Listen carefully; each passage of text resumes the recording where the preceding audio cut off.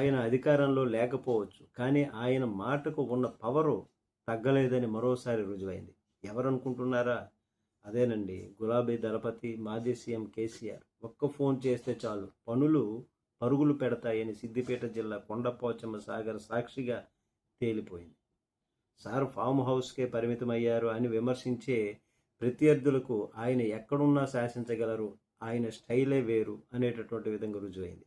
సిద్దిపేట జిల్లా ములుగు మండలంలోని కుట్యాల, అల్లీనగర్, అడవి, మజీద్, క్షీరసాగర్ వంటి గ్రామాల్లో వందలాది ఎకరాల పంట పొలాలు నీరు లేక కళ్ళ ముందే ఎండిపోతున్నాయి.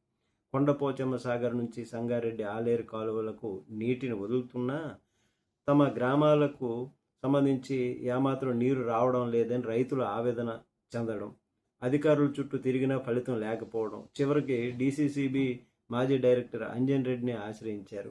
కట్ చేస్తే రైతుల కష్టాన్ని విన్నటువంటి ఆయన ఎర్రవల్లి వ్యవసాయ క్షేత్రంలో ఉన్నటువంటి కేసీఆర్ గారిని కలవడం, ఎండిపోతున్నటువంటి పంట పొలాల ఫోటోలు కేసీఆర్ గారు చూడడం, క్షణం ఆలస్యం చేయకుండా నీటిపారుదల శాఖ ఉన్నతాధికారులకు ఫోన్ చేయటం.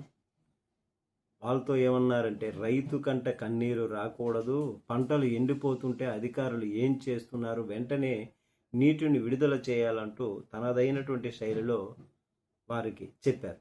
వెంటనే అంతే ఆశ్చర్యకరంగా కేసీఆర్ ఫోన్ చేసిన కాసేపటికి అధికార యంత్రాంగంలో చలనం వచ్చింది. అప్పటి వరకు 1,00,000 కారణాలు చెప్పినటువంటి అధికారులు అలర్ట్ అయ్యారు. హుటాహుటిన కొండపోచమ్మ సాగర్ నుంచి కాలువలకు నీటిని విడుదల చేశారు. కాలువల్లో నీరు ఉరకలెత్తుతుంటే రైతుల కళ్ళల్లో ఆనందం.